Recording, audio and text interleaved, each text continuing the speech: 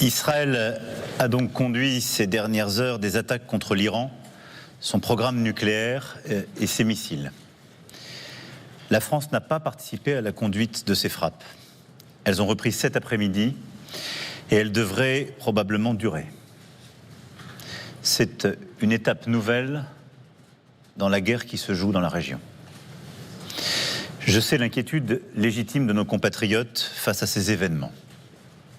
La France a condamné depuis longtemps et à de multiples reprises l'accélération du programme nucléaire et balistique iranien. L'Iran a continué d'enrichir de l'uranium sans aucune justification civile et à des niveaux désormais très proches de ce qui est nécessaire pour un engin nucléaire, accumulant près de 40 fois plus d'uranium enrichi que ce qui lui était autorisé. Elle s'est ainsi affranchie de toutes ses obligations vis-à-vis de la communauté internationale, rompant ses propres promesses. Cette semaine encore, l'Agence internationale de l'énergie atomique, juge de paix en la matière, a constaté l'impossibilité d'assurer qu'il s'agissait d'un programme pacifique. Parallèlement, l'Iran développe à marche forcée un programme de missiles. Certains sont en théorie capables d'emporter un engin nucléaire et d'autres ont la portée permettant d'atteindre certaines parties de notre territoire national. L'Iran porte une lourde responsabilité dans la déstabilisation de toute la région, a soutenu le Hamas, le Hezbollah, les Houthis, s'est félicité de l'attentat terroriste du 7 octobre, à la suite duquel 50 compatriotes ont perdu la vie, et détient toujours 2 otages français, Cécile Kohler et Jacques Paris. Et je veux ici redire à leurs familles notre solidarité et notre détermination à obtenir leur libération. L'Iran fournit aussi des missiles à la Russie pour l'aider dans son agression contre l'Ukraine. Et donc je le dis avec la plus grande clarté, le risque de cette marche vers l'arme nucléaire par l'Iran menace la région, l'Europe et plus généralement la stabilité collective.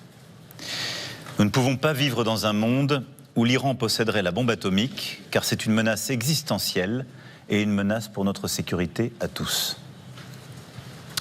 Mais nul n'est plus directement visé qu'Israël, dont l'Iran appelle sans relâche à la destruction. Je l'ai souvent répété, Israël a le droit, comme chaque peuple, de vivre délivré de l'angoisse de l'anéantissement, du risque de l'attaque et de la menace du terrorisme. Nous restons attachés à cette exigence pour la sécurité d'Israël. Je l'ai réaffirmé ce matin au Premier ministre Benyamin Netanyahou. Face au risque majeur de déstabilisation pour toute la région, la France appelle désormais toutes les parties à la plus grande retenue pour éviter l'escalade. La question du nucléaire iranien est une question grave, une question existentielle. C'est par la négociation qu'elle doit désormais être réglée. C'est pourquoi je regrette que l'Iran n'ait pas pris au sérieux les propositions avancées par les États-Unis et a refusé jusqu'alors toutes les concessions comme les gestes nécessaires. Nous appelons à la reprise du dialogue, à la conclusion d'un accord, seul chemin pour désamorcer la situation, et nous sommes prêts à mettre tous nos efforts pour atteindre cet objectif. Depuis ce matin, j'ai eu l'occasion de m'entretenir avec le président Trump, nos alliés européens, en particulier britanniques et allemands, ainsi que nos partenaires dans la région jusqu'à l'instant même, les dirigeants d'Arabie Saoudite, du Bahreïn, de la Jordanie, du Qatar, des Émirats Arabes Unis, de l'Égypte ou du Liban. Nous serons aux côtés de nos partenaires dans la région, auxquels j'ai rappelé notre solidarité et notre engagement, y compris celui de nos forces pour les protéger. Ce matin, j'ai tenu un conseil de sécurité et de défense nationale sur la situation au Proche et Moyen-Orient et ses conséquences pour notre pays. Avec les ministres concernés, nous avons pris toutes les décisions pour faire face aux évolutions de la situation et pour assurer la sécurité des Français partout sur notre territoire. Nous avons en particulier décidé du renforcement de notre dispositif Sentinelle pour faire face à toutes les potentielles menaces sur le territoire national.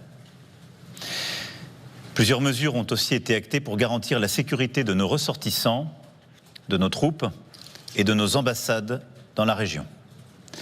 Je demande à nos compatriotes de ne pas se rendre sur place, quel que soit le prétexte. Notre dispositif militaire dans la région est quant à lui en alerte. Mesdames et messieurs, ces événements de la nuit et ce que je viens de rappeler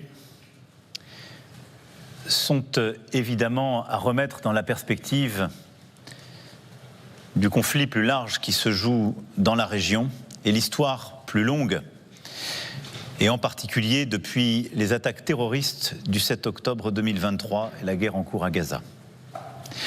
Et ces dernières heures ne doivent pas nous détourner de la nécessité d'établir un cessez-le-feu permanent à Gaza, assorti de la libération de tous les otages et d'une aide massive à la population palestinienne soumise à un blocus humanitaire injustifiable. Je viens ici de rappeler tout ce que nous avons à faire et la gravité de la situation depuis cette nuit, mais ceci en aucun cas ne doit nous faire oublier Gaza. Les efforts pour rétablir le cessez-le-feu, rompu depuis le 1er mars, n'ont à ce stade pas abouti. Pourquoi ? Parce que cette logique militaire, celle de l'occupation, des déplacements, du siège, ne mène nulle part, si ce n'est à un conflit permanent. Pour arrêter la guerre, il faut redonner une perspective de paix afin de bâtir les deux États et assurer la paix et la sécurité pour tous. C'est ce que porte la France depuis le 7 octobre, fidèle en cela à son engagement historique. Et c'est aussi le rappel qu'une vie vaut une vie. Et que pour la France, il n'y a pas de double standard. C'est par cette exigence que seront restaurées la paix et la sécurité régionale. Aujourd'hui, à Paris, la société civile israélienne et la société civile palestinienne étaient venues porter ce message, et je regarde leur engagement avec espérance. Elles se sont réunies au Conseil économique, social et environnemental et ont remis au ministre des Affaires étrangères un appel à l'action, l'appel de Paris, auquel je compte désormais donner suite. Ces voix soutiennent en particulier l'initiative annoncée avec le prince héritier d'Arabie Saoudite pour relancer la création d'un État palestinien et la pleine intégration d'Israël au Moyen-Orient, qui se traduira par une conférence internationale sous l'égide des Nations Unies à New York. Les objectifs que nous poursuivons à travers cette conférence internationale co-organisée avec l'Arabie Saoudite sont les suivants. En premier lieu, sécuriser la libération des otages et permettre l'arrivée dans la bande de Gaza d'une aide humanitaire massive. Ensuite, consolider le cessez-le-feu le plus durable possible. Troisièmement, enclencher un processus politique qui se substitue aux armes et qui permette d'obtenir une réforme de l'autorité palestinienne et la mise en place d'une administration sous l'autorité palestinienne dans la bande de Gaza, excluant le Hamas qui doit être désarmé. L'objectif, c'est donc un État palestinien démilitarisé, reconnaissant l'existence et la sécurité d'Israël, qui doit recevoir le soutien d'une mission internationale de stabilisation. C'est le préalable indispensable à l'intégration régionale d'Israël et à l'établissement de sa reconnaissance mutuelle. Si nous devons décaler la tenue de cette conférence pour des raisons logistiques et sécuritaires, dans la mesure où les dirigeants de l'autorité palestinienne ne peuvent rejoindre les Nations Unies, elle aura lieu au plus vite. Et dès les prochains jours, en lien évidemment avec les dirigeants de la région et plus particulièrement avec l'Arabie Saoudite, une date sera refixée. Ce report ne saurait remettre en cause notre détermination à avancer vers la mise en œuvre de la solution des deux États, quelles que soient les circonstances. J'ai dit ma détermination à reconnaître l'État de Palestine. Elle est entière et c'est une décision souveraine. En ces heures, l'urgence d'un Moyen-Orient en paix est d'autant plus grande. Je mettrai à profit les grandes échéances des prochains jours et notamment le sommet du G7 dès la semaine prochaine pour rapprocher les points de vue de nos partenaires, nous concerter plus avant avec les États-Unis d'Amérique et avancer dans ce sens. Chaque jour, chaque heure, la France agit pour la paix et la sécurité pour tous au Moyen-Orient. Je vous remercie et je vais maintenant répondre à vos questions. Monsieur le Président, Attendez, Francesco Fontemaggi pour l'agence France Presse. Vous avez détaillé l'état d'avancement du programme nucléaire iranien. Est-ce que, selon les renseignements que vous avez, cet état d'avancement, à quel délai est-il de la fabrication d'une bombe atomique? Est-ce que vous avez quelque chose de plus précis à nous dire là-dessus?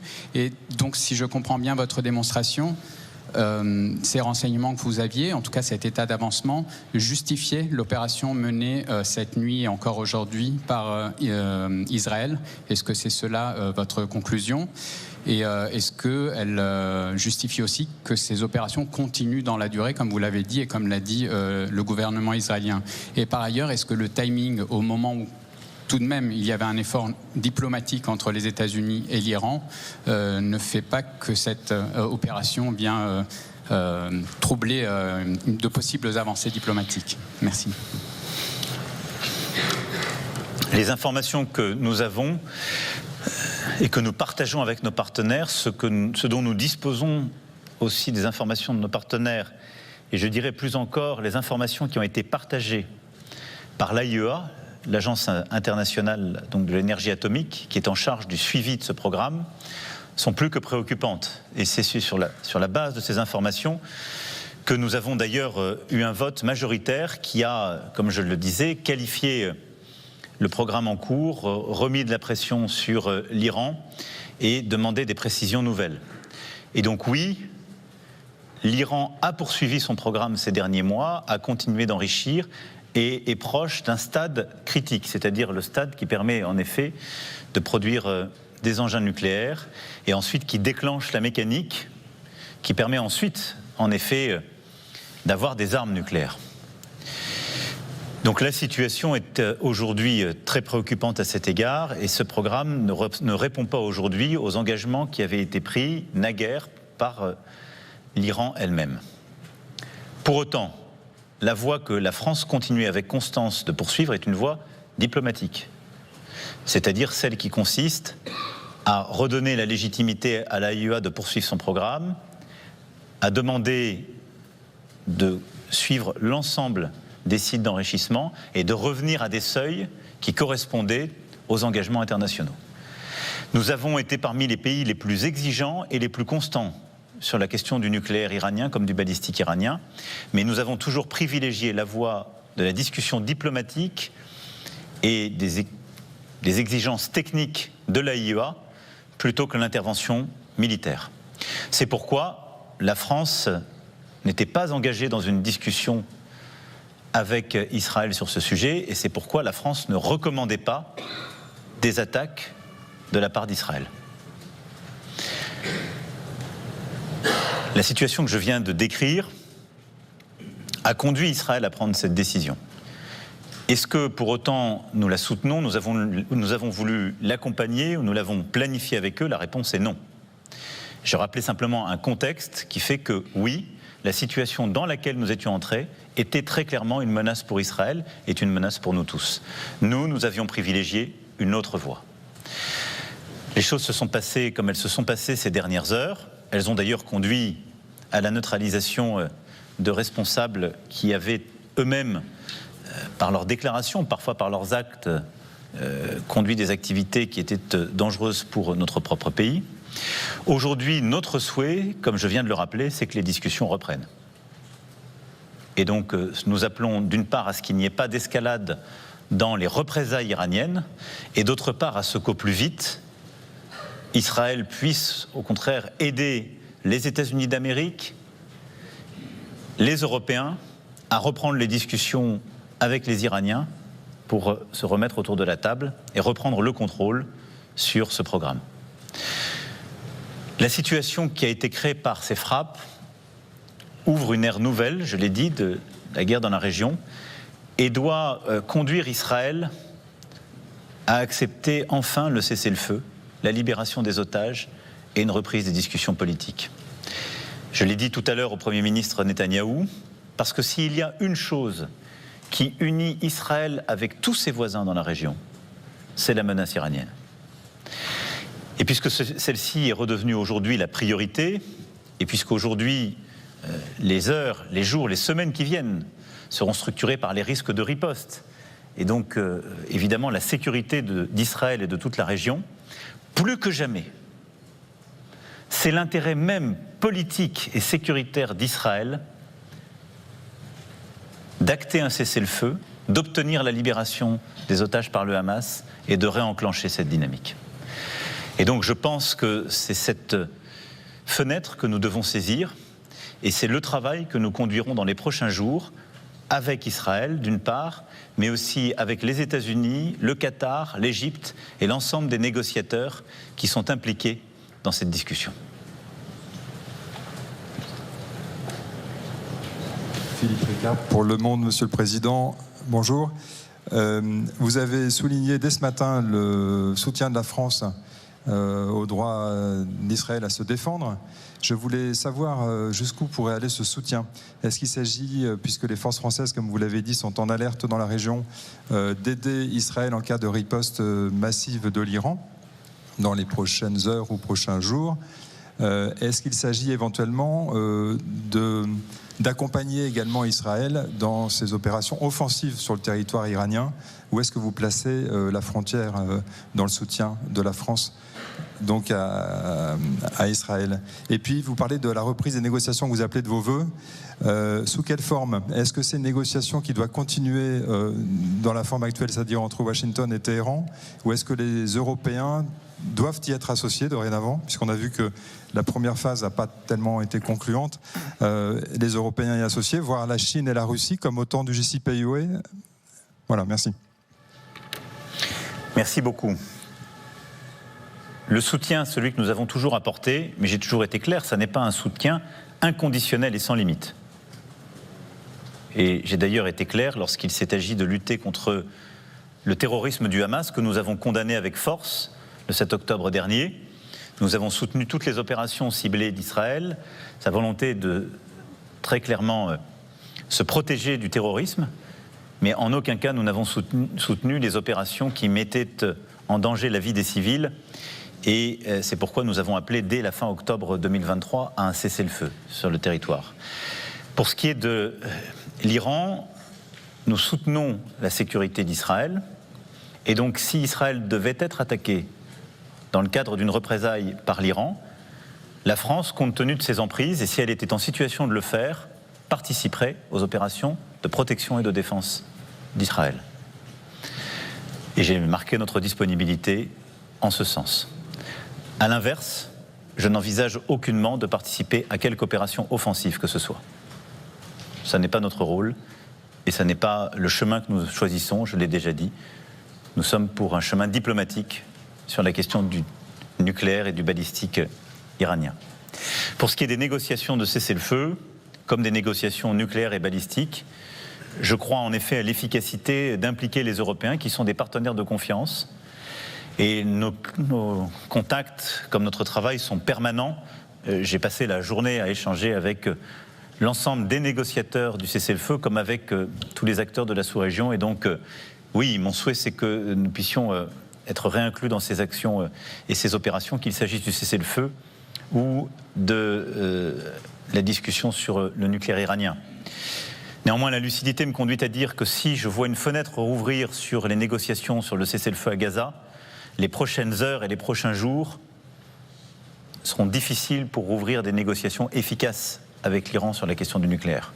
Mais nous devons y travailler, nous devons nous réengager sur ce sujet. Bonjour, Monsieur le Président. Hussein Knaber, la chaîne Al Arabiya. Vous vous êtes entretenu aujourd'hui avec un grand nombre de dirigeants régionaux et internationaux. Quel était le message que vous avez pu passer à vos partenaires au nom de la France? Et craignez-vous aujourd'hui un conflit généralisé au Proche-Orient? Craignez-vous des répercussions sur le Liban qui a souvent été la caisse de résonance des conflits régionaux? Merci.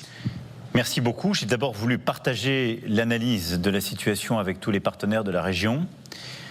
Ensuite, insister sur la sécurité de la France, de ses emprises, de nos ressortissants, de nos diplomates comme de nos troupes. Et avec beaucoup de ces pays, voulu aussi apporter mon soutien et dire aussi la présence de la France en cas de riposte qui pourrait affecter la sécurité de ces derniers.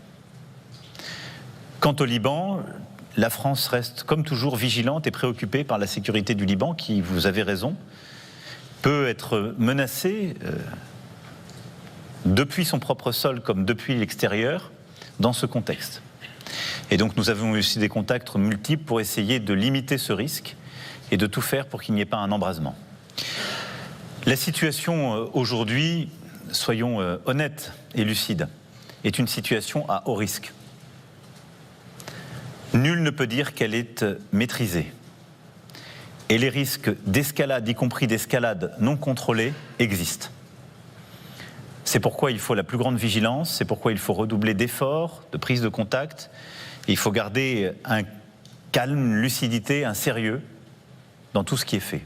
C'est ce que nous essayons de faire, mais très clairement, les heures, les jours qui viennent sont extrêmement dangereux pour toute la région et au-delà. Bonjour Monsieur le Président, Léopold Debert pour BFM TV. Je rebondis sur ce que vous disiez avec cette réunion à New York le 18 juin, donc reportée, vous l'avez annoncé. Est-ce que c'est un échec de manière globale? Si oui, qui est responsable de cette situation aujourd'hui? Et vous avez également évoqué tout à l'heure le risque de contagion, si je comprends bien, à d'autres conflits. Est-ce que vous pouvez nous expliquer votre point de vue? Notamment, vous avez fait référence à la Russie. Je vous remercie. C'est d'abord un choix de pragmatisme et de sécurité. Quel sens aurait une telle conférence dans laquelle le prince héritier d'Arabie Saoudite et moi-même devions être, que nous coprésidions, où le président de l'autorité palestinienne devait prendre verbalement des engagements forts, au-delà même de la lettre qu'il a déjà écrite, et qui sont des engagements historiques et des déclarations historiques. Si tous les dirigeants de la région, pour des raisons évidentes, sont tenus chez eux. Et aujourd'hui même, le prince héritier comme le président de l'autorité palestinienne m'ont indiqué qu'ils n'étaient pas en situation logistique, physique, sécuritaire et politique de se rendre à New York. Donc c'est juste des raisons pragmatiques et de la pure lucidité. Néanmoins, la dynamique créée par cette conférence est une dynamique inarrêtable. D'abord parce que nous avons obtenu ces dernières semaines des engagements historiques de plusieurs.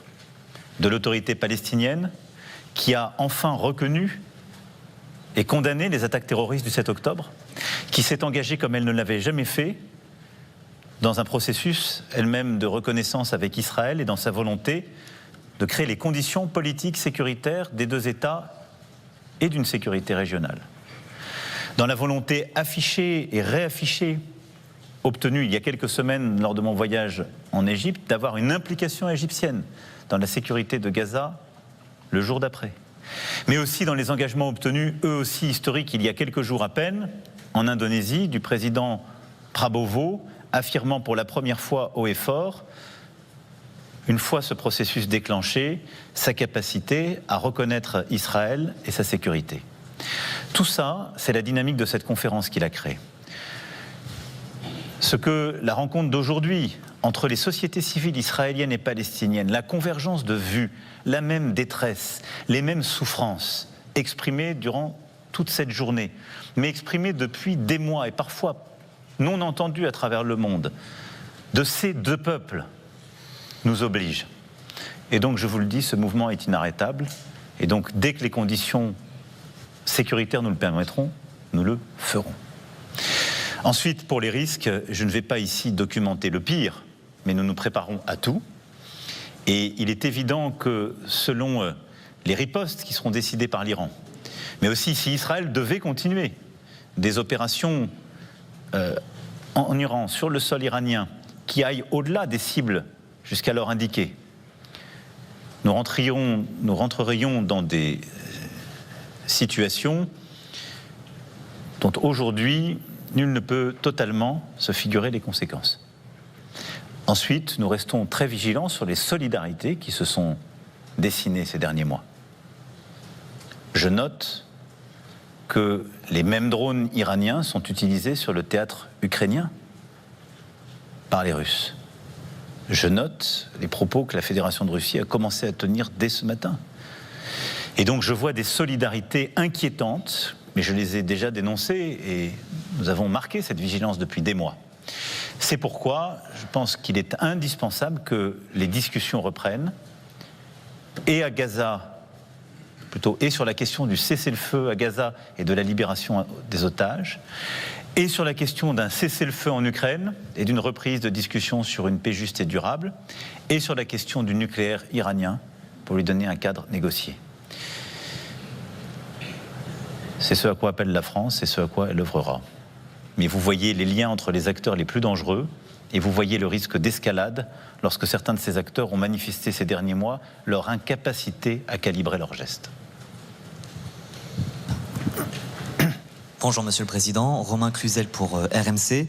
Vous avez annoncé le renforcement de l'opération Sentinelle sur le territoire français. Ce matin, le Premier ministre François Bayrou a également réagi. Il a évoqué, je cite, des risques qui vont impacter notre vie de tous les jours, comme la guerre en Ukraine a impacté notre vie de tous les jours. Est-ce que vous aussi, vous considérez que ce conflit entre Israël et l'Iran aura des conséquences en France? Et si oui, sur quel plan? On comprend sécuritaire, peut-être économique. Merci pour vos précisions. Il est trop tôt pour les identifier, mais il y en a, de manière évidente. Il y a très clairement, de toute façon, une vigilance sécuritaire. C'est pourquoi nous décidons de ce renforcement, parce que l'Iran, par le passé, a aussi montré sa capacité, dans ses ripostes ou ses actions, à mener des actions terroristes sur des sols étrangers. Ensuite, parce que l'Iran a des capacités balistiques qui peuvent toucher le sol européen, et donc elle est aussi une menace à cet égard. Même si, comme je le rappelle, la France, comme d'ailleurs tous ses autres partenaires européens et comme les États-Unis d'Amérique, n'ont en aucun cas participé ni aux opérations des dernières heures, ni à leur planification. Ensuite, il est très clair qu'en fonction de l'évolution de la situation, des bombardements, des cibles qui seront prises, l'économie mondiale peut être impactée. Qu'il s'agisse des routes commerciales et des menaces sur le détroit d'Ormuz, qu'il s'agisse des capacités de production pétrolière mondiale, qu'il s'agisse de tous les autres sujets pour lesquels la région a un impact très clair. Notre principale préoccupation est sécuritaire aujourd'hui. Mais compte tenu de l'incapacité de qui que ce soit à se prononcer sur la durée, l'étendue des opérations et des ripostes, nous devons nous préparer aussi à des conséquences économiques. Il est trop tôt pour répondre à votre question de manière précise, mais il n'est pas trop tôt pour nous tenir groupés, unis, conscients, solidaires dans ce moment que nous avons à vivre. Et je sais que nous en avons la capacité, le peuple français a su le faire lorsque nous avons été frappés par la crise énergétique qui était liée au conflit, à la guerre d'agression russe menée en Ukraine. Et nous avons aussi continué à mener l'effort de soutien. Donc nous sommes aussi résistants. Simplement, il faut à chaque fois dire les choses telles qu'elles sont, de la manière la plus précise.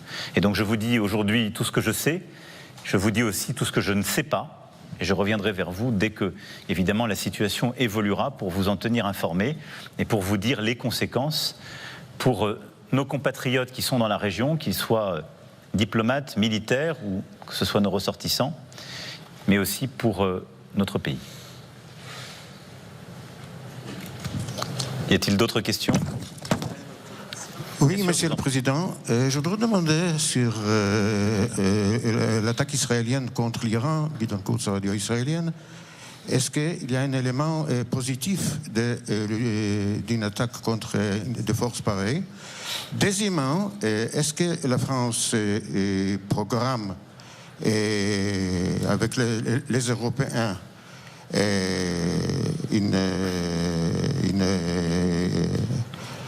une possibilité de calmer les choses? Troisièmement, concernant vos rapports personnels et avec M. Netanyahou et avec le gouvernement israélien, est-ce que le fait que vous avez menacé Israël des sanctions peut aider dans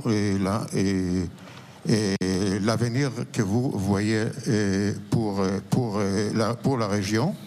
Est-ce que finalement l'attaque contre l'Iran des forces des types d'Iran aide l'instauration d'une solution régionale avec un État palestinien et vos projets que vous avez donc voulu effectuer dans votre conférence? Écoutez, comme je vous l'ai dit, nous n'avons pas participé à ces frappes. Nous ne partageons pas cette approche et la nécessité d'une opération militaire.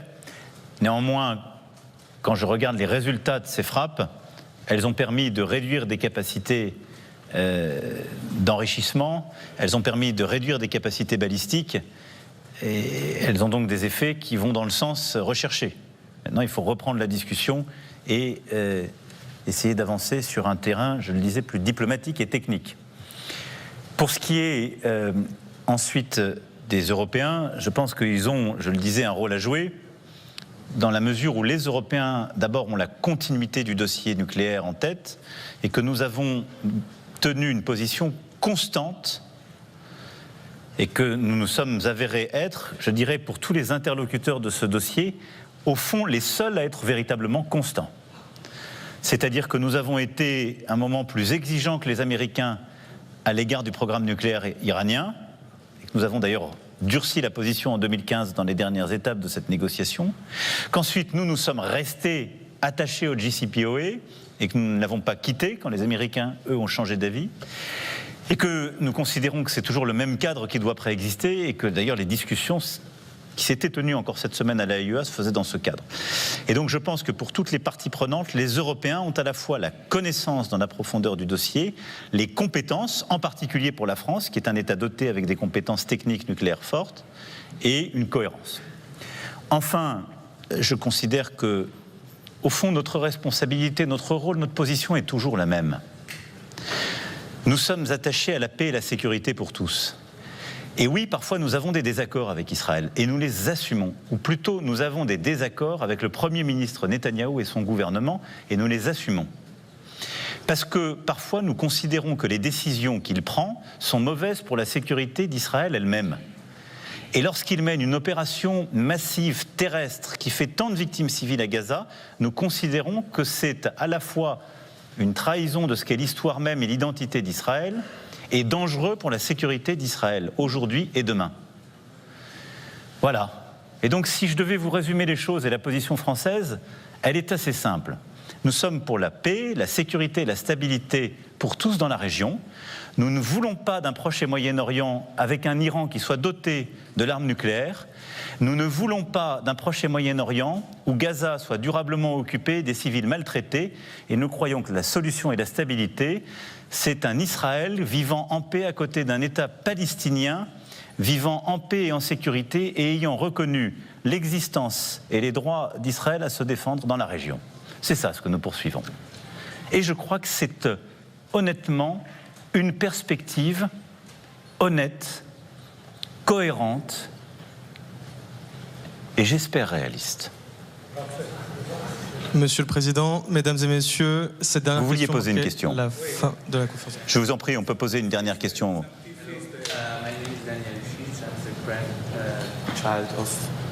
I'm the grandchild of Oded and Yocheved Lifshitz. My question will be on behalf of the Forum of the Hostages and Amos Gitai as well.